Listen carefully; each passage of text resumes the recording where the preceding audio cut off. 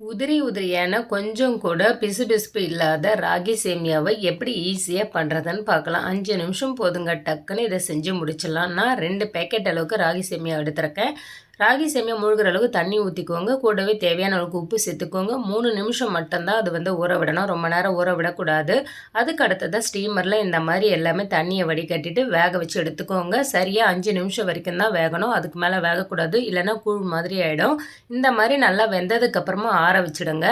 ஆனதுக்கப்புறமா இதை இப்போ தாளித்து எடுத்துக்கலாம். கடாயில் எண்ணெய், கடுகு, சீரகம், கடலைப்பருப்பு, உளுத்தம்பருப்பு, காஞ்ச மிளகாய், பச்சை மிளகாய், இடித்த பூண்டு, கறிவேப்பிலை, இது கூட வெங்காயம் நிறைய சேர்த்துக்கோங்க. நல்லா ஒரு 3 வெங்காயம் அளவு சேர்த்துக்கோங்க.